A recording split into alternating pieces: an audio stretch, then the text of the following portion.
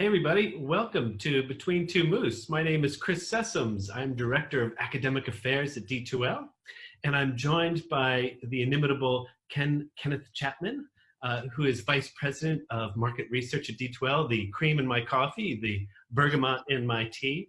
And we have a special guest today. We're talking about gamification or using games in education, and we have a very special guest, Dr. Tom Chatfield, who is an author. Oh, jump right ahead. Jump right in. No, I was going to say, Tom, you're a writer, you are a broadcaster, and you are a technology philosopher. So welcome to Between Two Moose. Thank you for having me. So on this show, Tom, we generally talk about debate trends and topics tied to teaching and learning with technology. I just love to say that. Today we were talking about games, and we wanted to break through the ice a little bit.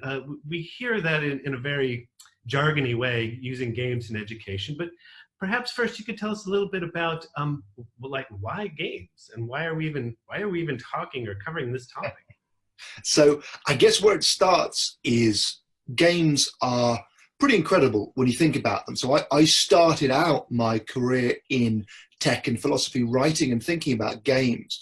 And what struck me was that they were this incredible species of reverse engineering, in that we evolved as humans over hundreds of thousands of years to enjoy certain things and find them satisfying. And now in games, we're building, if you like, miniature worlds whose express purpose is to delight and compel and engage us. But by erecting arbitrary obstacles, you play a game because it's rewarding and challenging and fun. You pay with your time or you pay with money. The reason for doing it is the kind of difficult, chewy, engaging pleasure of getting better at something or learning. In essence, games are play-based learning experiences, and great games fascinate me because they balance challenge and reward in a very kind of special way. And so I think the lessons we can take from education are twofold. On the one hand, there's structures of reward, there's incentives, there's breaking down big tasks into lots of small, engaging micro tasks and giving meaningful, rapid feedback. And we're already starting to do that in a lot of digital learning environments. Then there's the other half where we're not really there yet. And that is this highly personalized feedback that gets people into, what's sometimes called a flow state almost, like when you're playing golf, when you're playing a musical instrument, when you're performing at something that you love. And that kind of highly personalized feedback, whereby the challenge, what's in front of you, is adapting minute by minute to what you're doing. We're not there yet with learning, but maybe we're starting to build some of that as well into digital learning experiences at the very beginning of that kind of thing. Well, the fact that you dropped Checksum a High reference in there, you just made my day. There's a lot of, I'm imagining a teacher has been teaching for many years, and they are going, well, where do I begin? How do I start to think about, and I hesitate to say gamify, but where do I begin thinking about either incorporating games or thinking about my content in those terms that you were using? I mean, as a teacher, I guess in terms of thinking, it's really useful sometimes to just get back to basics and think about how it is that young children often learn through play as just the most natural way of getting into something. And the universal thing about play, I guess, is that it turns what can be a sense of failure, a sense of testing and punishment and barriers to be leapt over or, that are very off-putting. It turns that into a sense of not succeeded yet. It rewards effort rather than punishing failure. And it does tend to involve rapid, relevant feedback rather than delayed, unpleasant feedback. And I think those psychological foundations are really useful because there isn't some kind of magic gamification wand we can wave. At root, we're talking about something that good teachers tend to do anyway, but that is very hard to do at scale, which is break down large, daunting tasks into small, manageable, enjoyable ones, and if possible, tailoring these to the different levels of confidence of people. And so if you're thinking about a syllabus, one of the ways of just engaging with this on a kind of overall level is to ask, well, what it means to make it accessible to people of different abilities, and what kind of effort it makes sense to reward, what kind of feedback you can instantly give people to acknowledge the kind of efforts that are likely to help them acquire skills, acquire a gradual sense of mastery, and build their confidence in terms of, taking the next step themselves. Because I guess, one of the great aspirations of gamification, it's a terrible word sometimes because it implies you can slap something onto learning and make it fun by magic. Mm-hmm. Very opposite, actually. What you're trying to do is say, well, how can I structure this, as you might if you were writing a great textbook, in a way that allows people to find their own level, to use extrinsic rewards to develop intrinsic masteries. And I think for me, that's what I love about games, is this idea that you can potentially, by using a game as a kind of context or mechanism, reach out to all kinds of different people at all kinds of different levels and create a context for learning in which, rather than feeling alienated or tested or like they're risking failure and punishment, feeling that effort is being rewarded, skills are being acquired, and everybody is being brought on board rather than just a relatively fortunate or motivated minority of people. Right. Tom, I love the way you use the word accessibility to talk about reaching each individual. That's something that we try to define as broadly as possible and to have online educators thinking about, because that ability to connect with each individual at scale is one of the promises of technology in a lot of ways. For those of you that are just joining us, welcome to Between Two Moose. We literally have Dr. Tom Chatfield between two moose today, and we're talking about gamification. Tom, is it realistic to take a +1 mindset to an existing online course and think about, how do I put in some reward schedules in this? How do I build some more extrinsic motivators in it? Or is this a start from scratch, go back to the drawing board type exercise that educators should think about? I think you can always improve things. And one of the best ways of doing this, if you can manage it, is to try and talk to people who've sat the course and get them as far as possible to co-develop incentives with you. So I gave a talk about games at a TED conference quite a long time ago now. And people have done different stuff with this. But one of the things I've loved watching educators around the world do with some of these frameworks I suggested was go to their classes, go to their students and say, guys, can you help me design rewards for behaviors that you associate with success or engagement that have helped you? What should we be encouraging? So you can absolutely, I think, boost anything, but it's best done by paying really close attention to people's actual experience of learning, of a course, by involving them. What you don't want to do, I think, is just unilaterally impose, sort of your untested idea of what they ought to be doing, or suffer from the delusion that you can kind of magically make something fun just by sticking badges on it. As far as possible, it's the psychology that matters, right? The thing about a game is it's a little bit like comedy. If I tell you a joke and you don't laugh, and then I explain, no, look, it's really funny, that doesn't work. If I make a game or a game-like experience and you find it boring and frustrating and disengaging, and I say, no, look, let me explain why actually this is really engaging, it's a waste of everyone's time. And, the funny thing is that if you talk to people in the games industry, they will tell you that making a great game is really hard, that most games don't break even. Far from games being a kind of magic, automatic set of mechanisms for engagement, great game designers test and test again. They talk to their users, they refine endlessly. They're deeply interested in the experience of the people playing the game. And the great games are guided by that, without kind of going on about it too much. We look at the Minecrafts of this world, we look at Fortnite. These are games that have become what they are because they've watched what players want to do, and effectively let players design and define the main game experience. They've absolutely not been about designers imposing a unilateral idea of fun. Right. So I suspect there's a bunch of people listening to us that heard that and thought, so it's not badges? Do you have other examples of where you've seen some of those, those rewards built in that aren't, the awards badges that we typically associate with the, that superficial level? Yeah, there's nothing wrong with badges. I mean, I think the right badges, it's great, to celebrate stuff, to give people feedback. I look at things like the Khan Academy, say, which is free. They're tremendous at using badges. A lot of social networks use badges, use completion bars.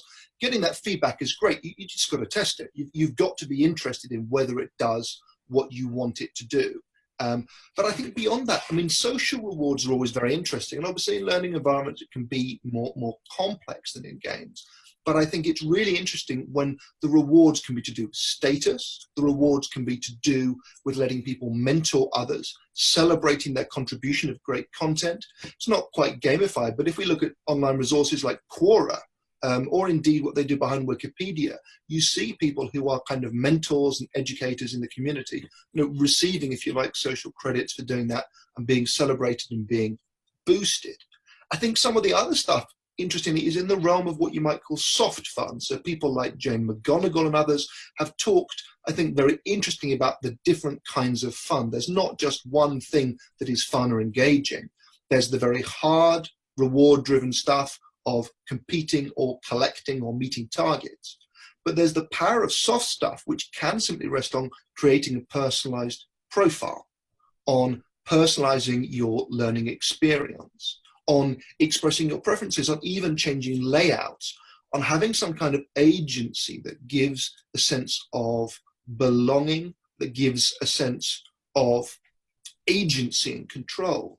And actually with games, with the great games and the game-like experiences, the magic tends to happen when as full as possible a psychological gamut is represented. Now, you can't spend millions and millions of dollars just developing game-like stuff as such, but you can acknowledge that during the course of an interactive experience, people would like to be able to personalize. People would like to be able to have a free exploration experience. People would like there to be social elements, maybe very simple asynchronous social elements, whereby the achievements of the community are celebrated, they can connect with other people, there's some visibility of achievement or reward for contribution or mentoring or finishing. And then there's this hard collecting, badging, competition stuff. And then, and we can sort of layer this, and we can say, well, go back and beat your scores, do a timed quiz, show off your mastery, contribute some feedback, become a lead member of the community. I'm listing tons of stuff that you could take years developing, but I think one of the things I love about going and playing games and talking to people about that is that you learn every time something about a simple mechanism that someone has really found rewarding. And you can use very, very simple ideas from the realm of play to try and lift the learning experience, even if it's taking stuff offline and celebrating it elsewhere in another forum. Mm-hmm. You touched on something, Tom, and real quickly, if you're just joining us, please drop us a comment or a line. We're Between Two Moose. We're with Dr. Tom Chatfield today. By the way, if you want more information on Tom, you can find him at tomchatfield.net. That's Chatfield with one T. So, because I looked him up, I typed in two to start. But Tom, let me ask you about a specific instance. I started playing with Minecraft as an adult and found one of the most fascinating things about Minecraft was there was no directions. I was in there and I got in there immediately and didn't really know what to do. So it was an opportunity for me to, I want to say, reflect on how I learned, like how am I going to engage in this? So I immediately went online and went to YouTube and saw, tell me how to begin this game. And I was pleasantly delighted to find hundreds of adults and kids willing to mentor me through this process to help me get started. That low threshold. And I'm trying to think of ways that that might work in a classroom. You mentioned the idea of asking students themselves what works for you. Are there any other advice you might have for, I almost want to say learning how to learn in these kinds of environments? Well, I mean, and it very much depends what kind of time and resource you have available.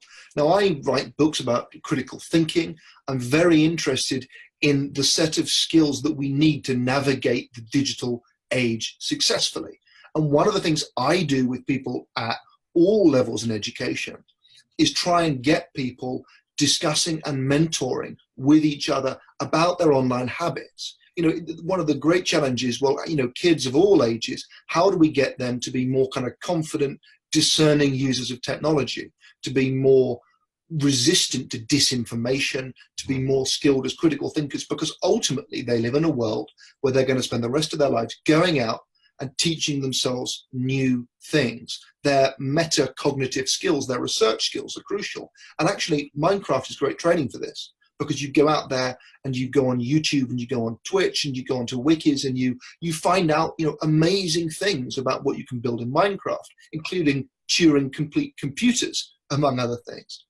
But what I like to do sometimes is take a discussion almost offline and say, okay, here's a question. The question is, how do we spot disinformation? And get that to a classroom, or you can do it with people online, get it to people, and then say, I want you to make suggestions. I want you to engage with each other. I want you to share tips. I want you to share tips and tricks. I want you to teach each other. Or I want you to imagine that you together are putting a guide. You're trying to come up with 5 guidelines for a bunch of kids 5 or 10 years younger than you to help them. So you encourage people to pause and think critically. Now, if we look at YouTube, for example, which can be a really dangerous place to someone who is very naive, I think, where the information, you can go down very weird kind of rabbit holes. But at the same time, the whole how-to video phenomenon, the whole game streaming phenomenon playthrough, that's all about celebrating expertise and top quality information. And I think getting people to make little explainers, little how-tos, little wiki hows, whether it's a video, whether it's a top tip, whether it's a tweet, the idea that you can get people to sort of share advice and engage critically with the whole culture of putting good advice and expertise out there, that's absolutely fundamental to what learning is in the 21st century. And if I want to equip a classroom full of students with some skills that will be really enduring and useful, I want them to be, kind of ninja smart users of Wikipedia. I want them to be people who can sift through 20 videos and find, the best one with confidence and say, well, this one looks legit. This person knows what they're talking about because it's well referenced, because the date and the timestamp show me where it came from, because this person's produced other stuff, because they've put in thousands of hours of play, because I've cross-referenced it with these other things, And in some ways, we're getting a little bit away from games here, but gaming is partly exciting and the world's biggest entertainment industry by a long way these days because of the communities of passion around it. And we can't be snobbish about those. If you want to break down barriers and get people engaging critically, get them initially talking about game strategies, then show them that the skills they use to find great resources for beating a game and finding its secrets are also research skills that will stand them in good stead for finding political information or information about psychology or information about, the history of a country they're trying to learn about. That's fascinating. I haven't, that's the big takeaway I think for me today is it's not just the content, the courseware, the mechanisms placed around that. The community and the support structure around a game is as important to facilitating that experience and that engagement, and probably that scale as well too, eh? Yeah, absolutely. And I think, again, there's no kind of magic out there. But a while ago in Scotland, of all places, there was a guy called Derek Robertson who ran fantastic classes for kids across the country using games as what he called a context for learning. And he would just take off-the-shelf games, get children playing them, and get them talking about them, critiquing them, tapping into the kind of the passion and the social ease that very different people from very different backgrounds felt when they played together. And on an intuitive level, I think we know that, something like football, something like hockey, great sports break down these barriers. When I travel sometimes, I will take a football with me. I'm no good at football, but it gives me a kind of a wordless way of relating to people. And once I've created that context, we can then talk about other things. And so, it's not about magic bullets. If there's one kind of takeaway for me, it's not about sort of finding the recipe for the right badges or the reward schedule that just sort of makes people learn full stop. It's about taking an interest in the psychology of play, what it gives to people, and what once people have that shared passion, they do around it. My wife and I have been getting back into World of Warcraft recently because Classic came out. And we are, very old school gamers playing with old friends again on there. But it's reminded me that it's the community around it, the people we met through games, and the kind of quality of discussion, actually, the quality of analysis. Any child, any kid, any teenager who can analyze precisely the right balance of gear and skills to equip on their class in order to, kind of breeze through top level raids is someone who's developed a fantastic analytical capacity. Those skills are very transferable if you spell out to them the transferable element. And I suppose where I'm coming from is partly you can really give a lot to people by showing them, by surfacing and celebrating the transferable elements of skills that will take them between domains, whether it's skepticism, whether it's cross-referencing, whether it's analyzing an argument, whether it is just the idea of looking for biases, conscious and unconscious biases, looking for agendas, and trying to sort of get in the habit of applying passionate concern, not just to the world of play, but also to the world of learning and to the pride you can take in becoming a self-motivated learner and then go and run off and do it for yourself. I love that idea of transference, of taking a lot of, as you mentioned, the metacognitive aspects of gaming once you frame it. I like the way you really framed it, Tom, in games as a leaping off point rather than the end in and of itself. Can you, I want you to share a little bit of your crystal ball. Tell us, what are you seeing in the future? I know you're, this is something, digital culture is something you're very passionate about and very learned in. Tell us, what are you seeing in the future in relation to games or beyond, since we've clearly gone beyond just games? Well, I guess, one of the things for me is there is a context of mass distraction, if you like. There is a war, a battle going on for people's attention. And I think more and more, it's very important to learn from the informal tactics and strategies that people are developing to cope with information overload. YouTube as a kind of visual search engine, as a how to solve this problem engine, is an incredible example of how, if I've got a problem, if I want to know how to tie a bow tie, if I want to fix a plug, if I want to cook a recipe, I can pretty much, speak straight to my tablet and it will show and surface a video that will take me how to do that. And so I am very interested in learning, becoming in some ways less monolithic, in it becoming kind of more nimble and following people around in their lives. And coupled to that, I really do believe in these kind of transferable, enduring skills, that you teach people how to be critically engaged. You teach them how to tell the difference between sources that are reliable and that are corroborated elsewhere, and sources that are manipulative or biased. And perhaps above all, you get in the idea that using digital systems requires actually not so much the skills of computer science, not so much the kind of traditional STEM skills, which we still need. It requires soft skills of communicating richly with other people, being empathetic towards other people's positions, being creative thinkers. So what I would like to see in my kind of happy crystal ball is a one where we're almost privileging richer interactions, pauses and deeper thinking, because in a machine age, this is where people add value. And this is also where people provide necessary checks and balances to the tendencies of digital systems, to the biases that we embody in them. And I think when employers are looking for people who can really, sort of get the most value, bring as much as possible, they're going to be looking for people who have the ability to interrogate systems systematically and to bring these human factors. We're very unlike machines. I worry that people will find themselves using lowest common denominator solutions because of, if you like, efficiencies and economies of scale. There's huge pressures on the time of teachers.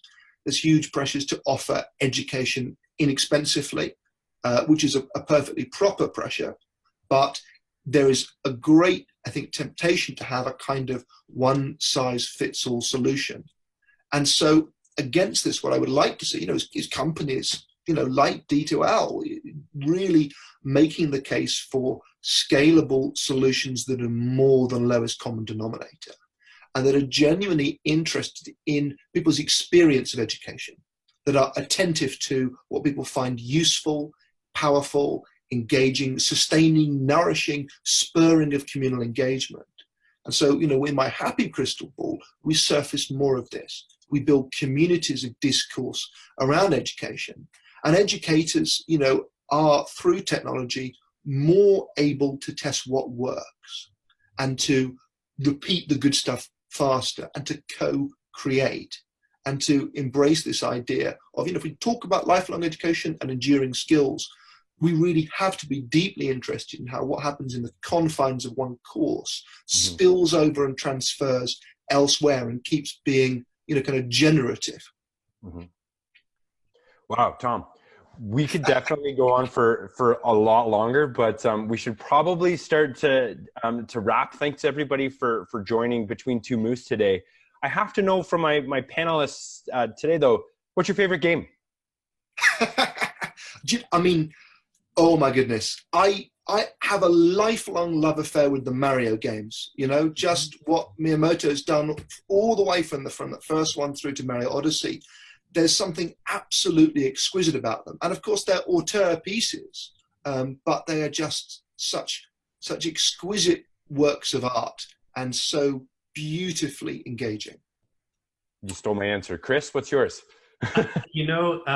Truth be told, I'm Gen X. I'm almost a okay boomer, but I play card games. I think that's probably the thing that I enjoy the most, is sort of the more traditional games. And I've been trying to play other games. My son plays World of Warcraft, so I've watched him engage in that. And I've been more of a third party and read about people playing games more than I actually play them. That's terrible. What about you, Ken? Mario would have, the whole spectrum of Mario would have been my answer as well. But if we're in the physical world, I would say Settlers of Catan. Absolutely. Oh yeah. And Knights of the Old Republic, an old RPG. I was a big fan of that. Yep. I was there when Pong came out. That's when I started and was like, wow, this is fun. I'll just go play tennis instead. But no, when it was snowing outside, Pong was great fun. Well, Tom, thank you so much for joining us today on Between Two Moose. For those of us that tuned in, share some of your experiences, some of the things that have worked for you. Where have you really engaged with and understood your constituency to really capture their attention? Thank you very much. Been a lot of fun. Thank you.